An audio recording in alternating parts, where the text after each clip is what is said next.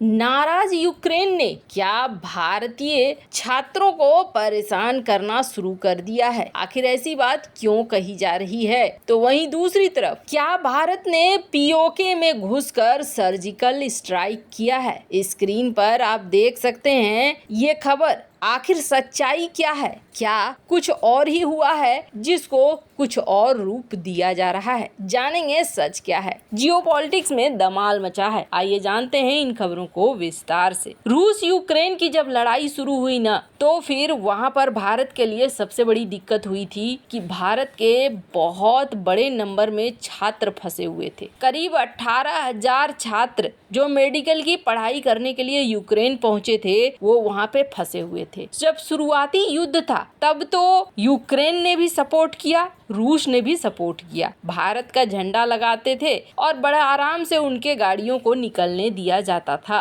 तो भारत ने करीब 18,000 छात्रों को ऑपरेशन गंगा के तहत यूक्रेन से बाहर निकाला। अब यूक्रेन से वो बाहर आ गए, यहाँ पहुंच गए। यहाँ पहुंचने के बाद उनमें से 3,000 छात्र वापस से यूक्रेन चले गए अपनी पढ़ाई पूरी करने के लिए। अब इसके पीछे भी कारण है, कोई सही और कोई गलत नहीं है। बात है कि उन्होंने 2 से 3 साल पहले से ही उस डिग्री को हासिल करने में लगा दिया था। अब उनके सामने कैरियर एक बहुत बड़ा प्रश्न बनकर खड़ा हो गया था। कोई और देश में जाने के लिए अनुमति थी नहीं। जो नियम कानून है उसके अनुसार किसी और देश से आप पूरा नहीं कर सकते बाकी का। तो ये इनके लिए एक बहुत बड़ा प्रश्न बन गया। तो 18,000 में से 3,000 छात्रों ने लगभग, कहा जा रहा है कि ये निर्णय लिया कि हम यूक्रेन जाएंगे और यूक्रेन जाकर हम अपनी पढ़ाई पूरी करेंगे। और अब उन छात्रों के लिए एक बड़ी समस्या निकलकर सामने आ गई है। और समस्या क्या है? समस्या ये है कि यूक्रेन में जो वहाँ के सैनिक हैं या फिर वहाँ के लोग हैं, कथित तौर पर अब वो उन्हें कह रहे हैं कि भैया आप यहाँ से जाओ, आपका देश कहीं ना कहीं हमें सपोर्ट नहीं करता है, आपका देश सपोर्ट करता है रूस को। खैर, जहाँ तक सपोर्ट की बात है, तो सपोर्ट की बात कहें तो हमारा देश न तो यूक्रेन को सपोर्ट करता है इस युद्ध के लिए और न तो रूस को सपोर्ट करता है। और सिर्फ इसकी बात कर रहे हैं अगर कि भारत सपोर्ट करता है, तो फिर चाइना के लिए क्या राय है? भारत ने ऐसा क्या कर दिया? तो आपको बता दें, दरअसल यूक्रेन के अंदर एक गुस्सा है। और वो गुस्सा क्या है? गुस्सा ये है कि यूक्रेन हाल फिलहाल में G20 का चाह रहा था कि G20 में हमें आने दिया जाए, और उसके लिए यूक्रेन ने बहुत खुशामद किया। यहाँ तक कि यूक्रेन की जो मिनिस्टर आई थी, उसने भारत को विश्व गुरु और बाकी सारे चने के झाड़ में चढ़ाना भी शुरू कर दिया। कई सारी चीजें कोशिश करी यूक्रेन के मिनिस्टर ने कि किसी भी तरीके से भारत तैयार हो जाए और भारत तैयार होकर जेलेंस्की को आने दे, भाषण देने दे। मतलब हर जगह जेलेंस्की एक ही बात को उठाएंगे, उसी युद्ध की बात को उठाएंगे, और ये भारत करने देना नहीं चाहता था। शायद कहीं ना कहीं इस बात को लेकर यूक्रेन के अंदर नाराजगी है और यूक्रेन को ऐसा लग रहा है कि भारत रूस का सपोर्ट कर रहा है, जबकि भारत इस पूरे युद्ध में निष्पक्ष खड़ा है। खैर, अब समस्या क्या है? समस्या ये है कि हमारे जो स्टूडेंट हैं, वो स्टूडेंट वहाँ फंस सकते हैं। अब उन्हें निकालने की कोशिश करनी चाहिए। और दूसरी बात ये कि उनकी जो भी समस्या है, आखिर बाकी के डिग्री वो कैसे हासिल करेंगे, उसके ऊपर भी विचार करने की जरूरत है, ताकि ऐसा कोई सीन न बने जिसकी वजह से यूक्रेन जाना पड़े। खैर, जहां एक तरफ ये सारा कुछ हो रहा है, तो वहीं दूसरी तरफ एक बड़ी खबर निकल कर आ रही है, और इस खबर ने इस वक्त मीडिया को एकदम से घेर लिया है। खबर क्या है? खबर इसलिए ज्यादा हवा में आ गई क्योंकि हाल ही में राजनाथ सिंह ने एक स्पीच दिया था, जो हमारे डिफेंस मिनिस्टर हैं, और डिफेंस मिनिस्टर ने ये कहा था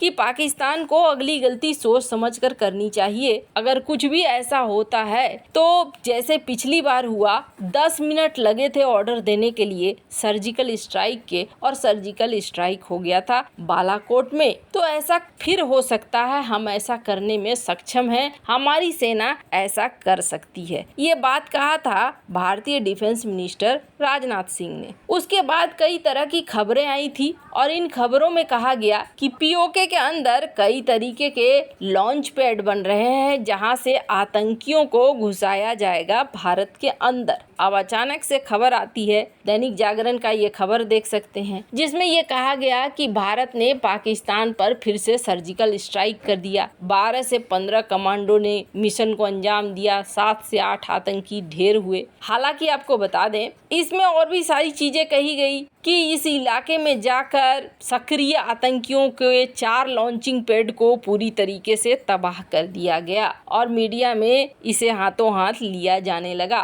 पर सच क्या है? सच ये है कि भारत ने आधिकारिक तौर पर बयान दिया, सेना ने आधिकारिक तौर पर बयान दिया और सफाई दी और कहा कि देखो ये जो बालाकोट है, ये बालाकोट में बिल्कुल हमने 2 आतंकी थे, दोनों आतंकी घुसने की कोशिश कर रहे थे और हमने दोनों आतंकियों के ऊपर फायर किया है और दोनों आतंकी वापस से एलओसी की तरफ भागे। जब हमने छानबीन किया है तो हमें एक AK-47 राइफल मिला है। इसके अलावा हमें खून के छींटे मिले हैं, मतलब कि किसी एक को गोली लगी है या कोई एक मारा गया है और कुछ और चीजें मिली हैं। लेकिन ये जो बालाकोट है, ये बालाकोट कहाँ पे है? ये बालाकोट है पुंछ इलाके में। पुंछ इलाके में ये है, पुंछ डिस्ट्रिक्ट में बालाकोट नाम की एक जगह है, जिस जगह पे हमें सूचना मिली कि आतंकवादी हैं और हमने वहां पर कार्रवाई की है। इस बात को यहाँ पर सेना के द्वारा साफ कर दिया गया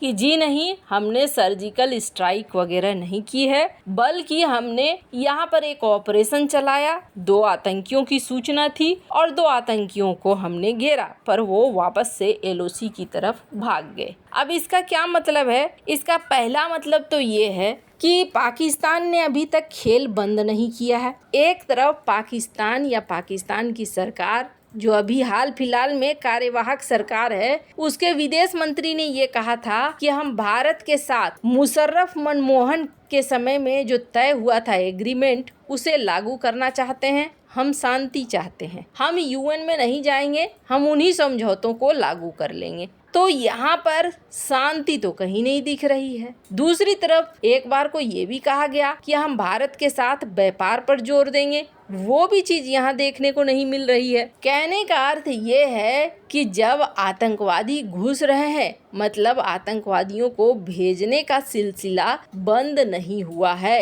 ये सिलसिला अपनी जगह पे उसी तरीके से कायम है जिस तरीके से पहले कायम था। बस अब क्या है? अब ये है कि इधर से प्रॉपर तरीके से ऊपर जाने का रास्ता बनाया जाता है। खैर, भारत के आधिकारिक तौर पर इस बयान ने साफ कर दिया कि ये कोई सर्जिकल स्ट्राइक नहीं है, बल्कि ये बस एक ऑपरेशन है जिस ऑपरेशन को अंजाम दिया गया है। वैसे आपको बता दें, सीमा पर बहुत सारी चीजें होती हैं जो रणनीति, कूटनीति, इन सारी चीजों पर आधारित होती है। खैर, इन सब मामले में आपकी क्या राय है? कमेंट कर जरूर बताएं। जल्द मिलते हैं अगले वीडियो में नई खबर के साथ।